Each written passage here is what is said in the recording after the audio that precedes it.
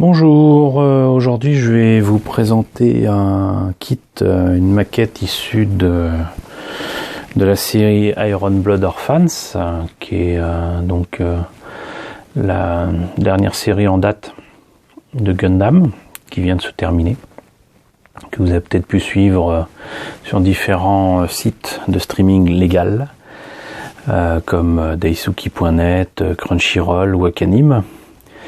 Et voilà un kit du Gundam Flaros, qui a la particularité d'avoir une forme humanoïde, on va dire, et une forme d'animal à quatre pattes.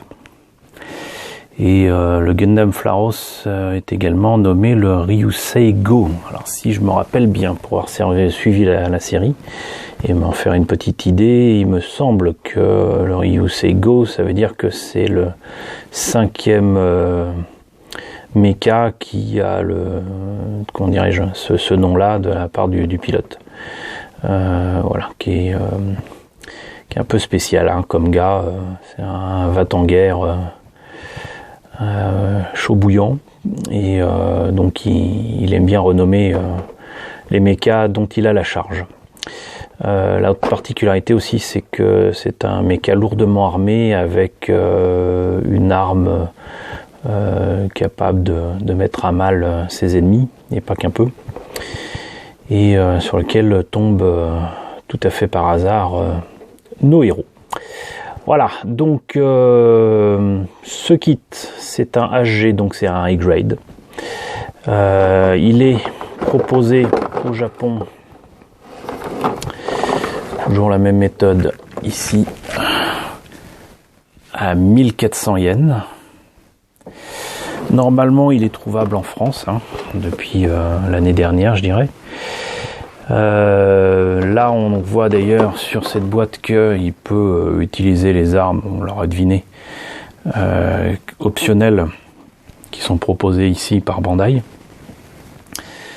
Qu'est-ce qu'il y a d'autre? Évidemment, différentes images du modèle monté et peint, avec une pose bien badass.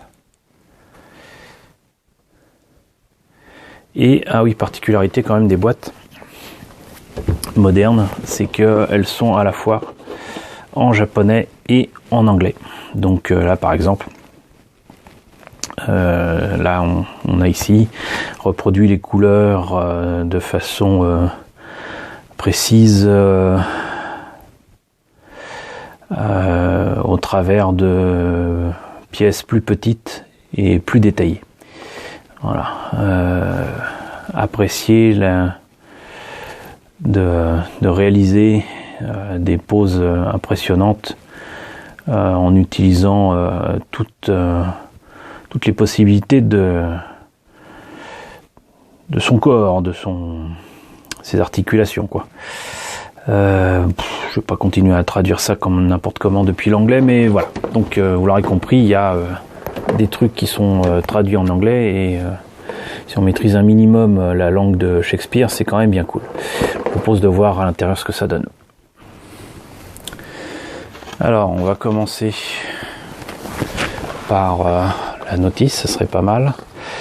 Donc, comme je le disais, tout ce qui était en japonais est maintenant traduit en anglais. Donc, on en sait un petit peu plus sur le Flaros et son pilote Norba Shino.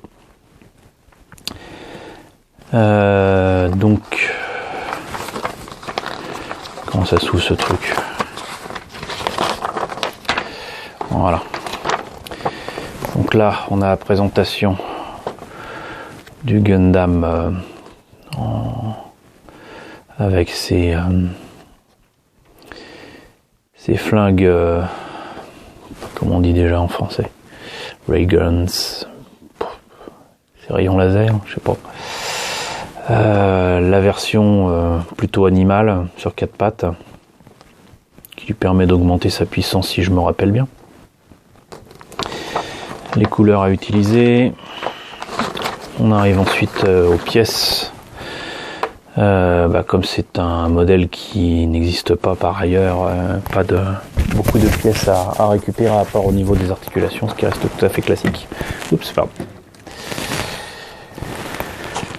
Pour le montage, on commence par le corps. Je rappelle que les kits d'Iron Blooded Orphans, c'est pratiquement toujours la même structure interne. Ce qui permettrait certainement aussi à Bandai de proposer des petits prix, parce que de mémoire à Japan Expo par exemple, ce genre de kit était vendu entre 13 et 15 euros, ce qui est franchement pas cher. Et ce qui m'a étonné, et que vous l'avez peut-être vu avec un précédent kit que je vous ai montré, c'est que c'est vraiment très bien articulé et très bien foutu. Donc on a une inner frame, on a donc le torse, ensuite on passe à la tête, le bras droit, le bras gauche, les pieds, les jambes, les hanches. On assemble tout et ensuite il faut passer comment dirais-je, au bouclier et aux armes. Là tout d'un coup on passe à de la couleur. Alors ça je déteste, c'est la partie où des détails de couleur sont remplacés par des autocollants. C'est rarement de bonne aloi, quoique j'ai eu une bonne surprise il y a quelques temps justement avec des kits comme ça, donc on ne sait jamais. Et ensuite une dernière page pour passer d'un mode à un autre. Donc voilà pour la notice. Pour les autocollants, les voici, les voilà. C'est clair que moi je ne vais pas utiliser ces autocollants là. Ceux-là peut-être. Pour les yeux c'est toujours pratique.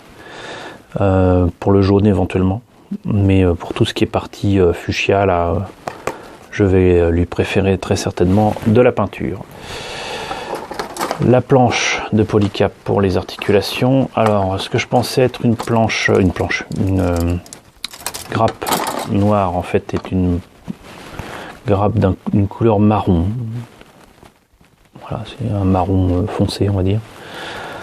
La grappe D, qui contient essentiellement, visiblement, les armes. Là, ça serait plutôt les parties armure et bouclier. Là, j'aime bien ces pièces-là, elles sont sympas. Comme d'habitude, des grappes avec différentes couleurs chez Bandai, c'est tout à fait habituel. Les gens ne sont pas habitués, mais voilà, c'est habituel depuis quand même pas mal d'années. Un beau jaune ici, quand même, pour ces pièces-là, qui sont très certainement des pièces faisant référence à des entrées d'air. Le reste des pièces d'armure. Là ça sera très certainement la tête, quelques pièces blanches et enfin la grappe commune à tous les MS, tous les mobile suits de cette série, avec absolument tout ce qu'il faut pour les articulations des bras, du torse et des jambes. Voilà, qu'on aura soin de détailler éventuellement, même si on ne verra pas grand chose après. Voilà, c'était la présentation du Gundam Flaraos. Je remercie Bandai d'ailleurs de m'avoir fourni ce kit. Je rappelle que c'est disponible en boutique et que vous pouvez le trouver officiellement en France à un tarif, je l'espère, sympathique. Voilà, j'espère que cette présentation vous a plu. N'hésitez pas à me le dire dans la section commentaires. N'hésitez pas à partager, n'hésitez pas à vous abonner si ce n'est pas déjà le cas. Et je vous retrouve très bientôt pour la présentation de nouveaux kits Gundam.